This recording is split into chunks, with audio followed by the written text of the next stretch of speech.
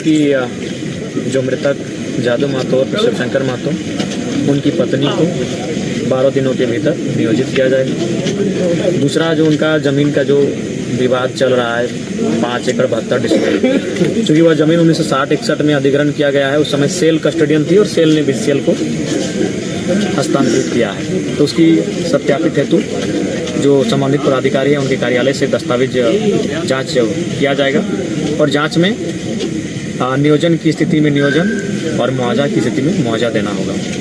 तीसरा बिंदु था कि पूर्व में अभी फिलहाल जो उनके आश्रित हैं उनको फॉर्म 3 निर्गत कराया जाएगा और फॉर्म 3 निर्गत करने के बाद बहुत सारे कार्य जब इस बीसीसीएल की जो इस इकाई है उसके अंतर्गत आएंगे तो उन्हें हमारी भाषा में पेटी कॉन्ट्रैक्टर कहिए या पेटी ठेकेदार कहिए, उसके तर्ज पर उनके आश्रितों को फॉर्म 3 उपलब्ध करा के दिया जाएगा। प्रत्येक बार विस्थापित को न्याय पाने के लिए मरना पड़ेगा क्या?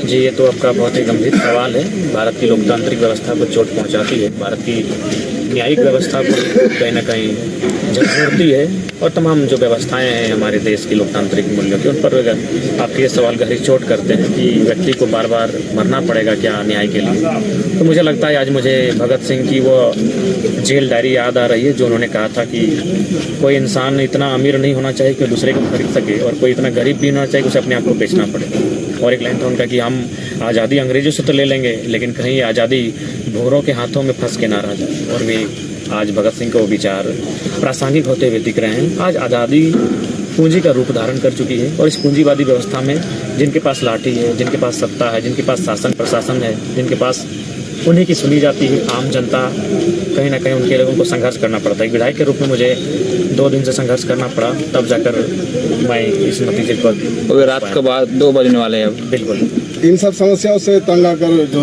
आत्महत्या कर रहे हैं, मैं उनको तो हम संदेश यही देंगे कि बिल्कुल मरने के बारे में ना सोचें। अगर जरूरत पड़ी और लगा कि आपके न्यायपालिका, कार्यपालिका, विधायिका, पत्रकारिता, इन सब चीज़ों से आप न्याय नहीं मिल रहा है, आपके आस उम्मीद कम हो रही है और आपको अगर विद्रोह की भावना पनपती है तो आप अपने जान देने के बारे में ना सोचें।